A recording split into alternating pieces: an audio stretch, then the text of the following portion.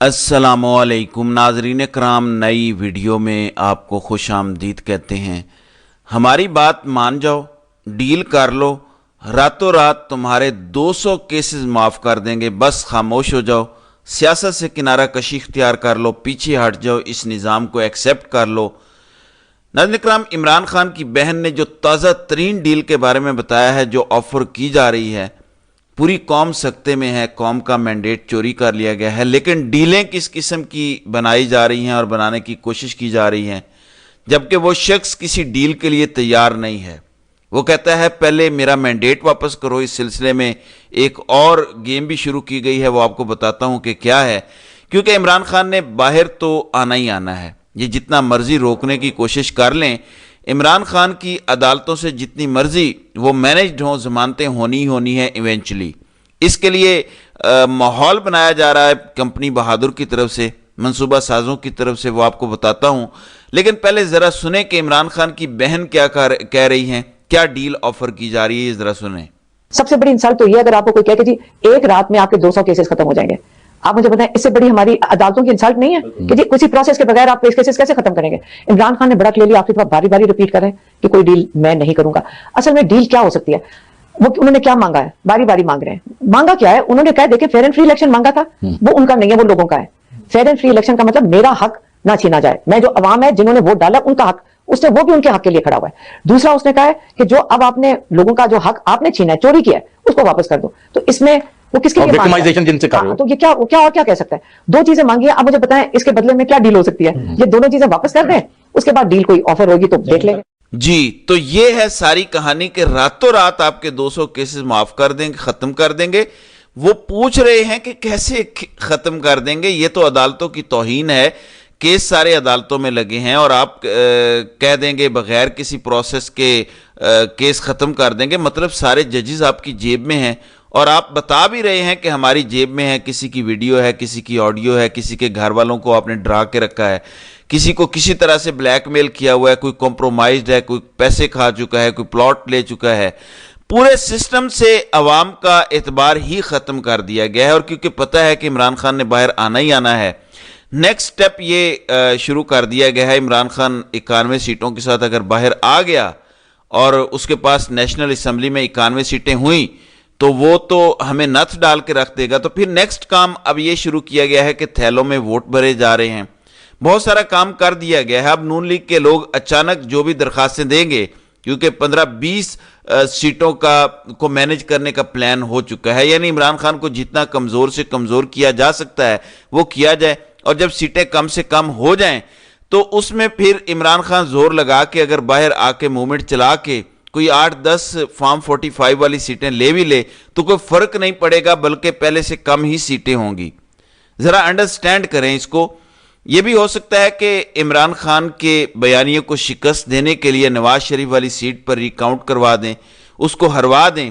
फिर दुनिया को बताया जाएगा कि अगर हमने धांधली को बचाना ही होता तो हम नवाज शरीफ को क्यों हरवाते, यानी पार्टी का लीडर जिसकी हुकूमत है वो हार गया है। इसका मतलब है हमने फ्री एंड फेयर सब कुछ कर दिया है, ये इलेक्शन बिल्कुल ठीक है।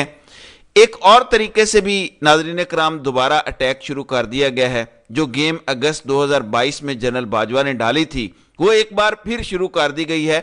वो गंदी गेम जिसमें तहरीक इंसाफ और उसके सपोर्टर्स पर इल्ज़ाम लगाया जाता है कि आपने कोई शहदा की तौहीन कर दी है। अगस्त 2022 में एक अननोन किसी अकाउंट ने एक फजूल सी ट्वीट कर दी, उसको बुनियाद बना के तहरीक इंसाफ के खिलाफ क्रैकडाउन शुरू हुआ। इसी के साथ साथ शहबाज गिल पर क्रैकडाउन हुआ, सबको मारा गया, आज़म सवाती वगैरह इसी बयानिए का शिकार हुए, जुल्म हुआ, जबर हुआ। लेकिन इवेंचुअली वो बयानिया अपनी मौत आप मर गया। फिर 9 मई को फास्ट फ्लैग ऑपरेशन किया गया और तहरीक इंसाफ के खिलाफ फिर वही बयानिया दिया गया कि देखें शहदा की तौहीन कर दी है, इन्होंने शहदा के मुजस्मे उठा के फेंक दिए हैं, शहदा के साथ ये कर दिया। अब एक बार फिर ये मुसलसल ख़तरनाक बयानिया बनाया गया। 8-9 महीने मुसलसल तहरीक इंसाफ को मारा गया ये बयानिया बना के।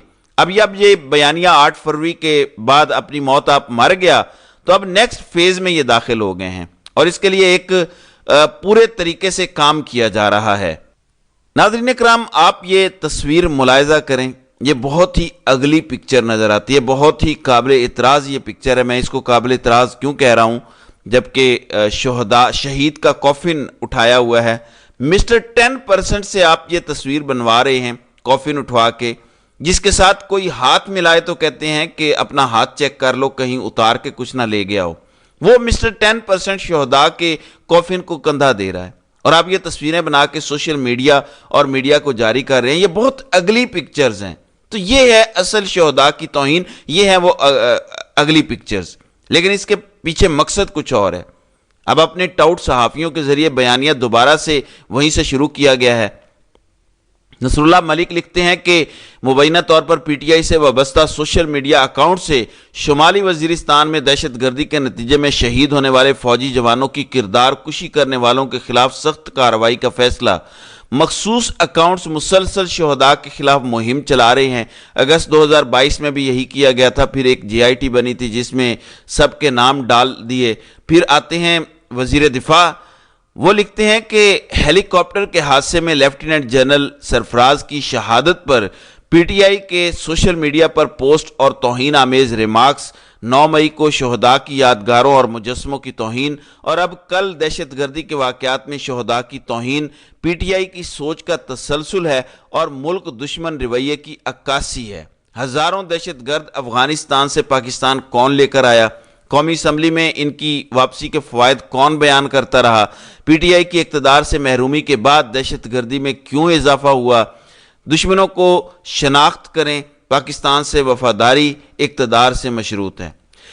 ناظرین اکرام, ملک کی 90% نمائندہ جماعت کو یہ پھر سے شہیدوں کا دشمن اور ملک دشمن کہنا شروع ہو گئے ہیں. یہ بیانیہ بنانا شروع ہو گئے ہیں, یعنی منصوبہ سازوں کی عقل گھاس چرنے چلی گئی ہے. آپ یہ کہہ رہے ہیں کہ عوام کی اکثریت شہداء کی دشمن ہے, تو پھر آپ حفاظت کس کی کر رہے ہیں؟ حفاظت تو عوام کی کرنی ہے نا. تو یہ غلط بیانیہ ہے, یہ آگ لگائی جا رہی ہے, یہ نفرتوں کے بیج بوئے جا رہے ہیں. یہ بہت خطرناک سازش ہے پاکستان کے خلاف. یہ جو بیانیہ ہے, 8-10 اکاؤنٹس اگر وہ کچھ ایسا کرتے ہیں جن کے چند لائکس یا ٹویٹس انہیں ملتے ہیں, آپ اتنے بڑے پیمانے پہ یہ بیانیہ بناتے ہیں, پوری قوم یہ سنتی ہے. آپ نے اگر اپنی عزت بحال کرنی ہے تو قوم کو ان کا مینڈیٹ واپس کریں. ایسے جعلی بیانیوں سے بات نہیں بنے گی. قوم کا کنسنسس ہے اس چیز پر کہ جو باوردی افسران, جو باوردی جوان اس قوم کی حفاظت کی خاطر جان دیتے ہیں, وہ ہمارے ماتھے کا جھومبر ہے, وہ ہمارے سر کا تاج ہیں. اس پر پوری قوم کا کنسنسس ہے. مسئلہ ان لوگوں سے ہے جو سیاست کرتے ہیں, آئین کی خلاف ورزی کرتے ہیں, حلف کی خلاف ورزی کرتے ہیں, ملک سے غداری کرتے ہیں, آئین توڑ کر, قانون توڑ کر عدلیہ کا مذاق اڑاتے ہیں, سیاستدانوں کو اپنی راکھیل بنا کے رکھتے ہیں, بلیک میلنگ کرتے ہیں, آڈیوز ہوں, ویڈیوز ہوں, یہ سارا کام کرتے ہیں. مسئلہ ان سے قوم کو ہے. لیکن یہ مکس کر کے شہداء کی آڑ لے کے آئین شکنی برداشت نہیں کی جائے گی, ملک دشمنی برداشت نہیں کی جائے گی. شہداء ہمارے سروں کا تاج ہیں, پوری قوم کا اس پہ کنسنسس ہے. اس پر ایک سیاسی جماعت کو ٹارگٹ کر رہے ہیں آپ کو شرم آنی چاہیے, آپ کو تھوڑی سی حیا کر لینی چاہیے اتنے ٹاکسک بیانیہ بنانے سے پہلے. نون لیگ کیونکہ فارم 47 کی پیداوار ہے, ان کے پاس کوئی بیانیہ نہیں ہے, تو وہ بار بار فوج کی آڑ لیتے ہیں, اور فوج سے بڑھ کے شہداء کی آڑ لیتے ہیں کیونکہ کوئی بیانیہ نہیں ہے. کیسے بتائیں کہ فارم 47 پر ڈاکہ کیوں مارا ہم نے؟ کیسے بتائیں کہ عوام ہم سے نفرت کرتی ہے لیکن ہم نے اقتدار پر قبضہ کر لیا؟ کن کے کہنے پہ کیا ہے؟ کن کو فرنٹ پرووائڈ کرنے کے لیے کیا ہے؟ کیسے ہم ماشاء اللہ کو ایک کور پرووائڈ کر رہے ہیں؟ یہ کیسے نون لیگ تسلیم کر لے؟ اس پر آپ کو غور و فکر کرنا چاہیے کہ یہ بیانیہ کتنا خطرناک اور نقصان دہ ہے پاکستان کے لیے. ایسے میں عمران خان سے کتنی تکلیف ہے. خواجہ آصف کا ایک اور بیان دیکھیں, کہتے ہیں کہ عمران خان جیل میں ایسے بیٹھا ہے جیسے نانی کے گھر گیا ہو. ان کے کسی اور لیڈر کا بھی بیان چل رہا ہے کہ عمران خان ہمیں پھنسا کے خود مزے کر رہا ہے جیل میں. آپ کو کس نے پھنسایا ہے؟ بھلا اقتدار میں بھی کوئی خود آ کے پھنستا ہے؟ خود آپ نے اپنی مرضی سے فارم 47 تبدیل کروا کے اقتدار لیا. اب ان کے ڈرامے چیک کرے ذرا. مریم نواز کوٹ لکھپت جیل پہنچی اور قیدیوں کے ساتھ انہوں نے افطاری کی.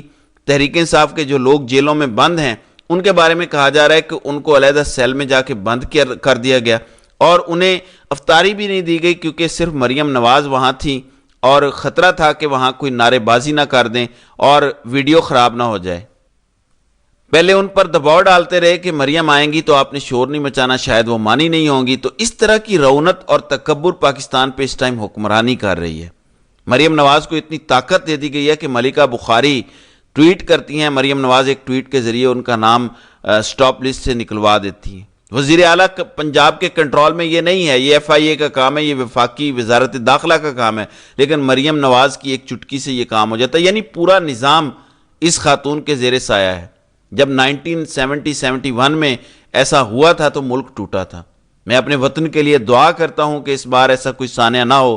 اتنی طاقت جب کسی ایک خاتون کو دے دی جاتی ہے کہ وہ سیاہ و سفید کی مالک بن جائے بغیر مینڈیٹ لیے. اگر مینڈیٹ لیا ہوتا مجھے کوئی اعتراض نہیں تھا, فیصلے کرنے کے لیے عوام نے آپ کو منتخب کیا ہو تو پھر ٹھیک ہے. مینڈیٹ بھی آپ کو نہ ملا ہو اور آپ کو ان پریسیڈنٹڈ طاقت مل جائے تو تاریخ یہ بتاتی ہے کہ پھر ملک ٹوٹ جایا کرتے ہیں. اس لیے ہم دعا کرتے ہیں اور جد و جہد جاری رکھیں گے کہ ملک کو توڑنے کی ان کی تمام سازشیں ناکام ہو جائیں. تو ناظرین کرام, آپ کی اس ویڈیو کے حوالے سے کیا رائے ہے؟ آپ اپنی رائے کا اظہار کامنٹ سیکشن میں ضرور کیجیے گا.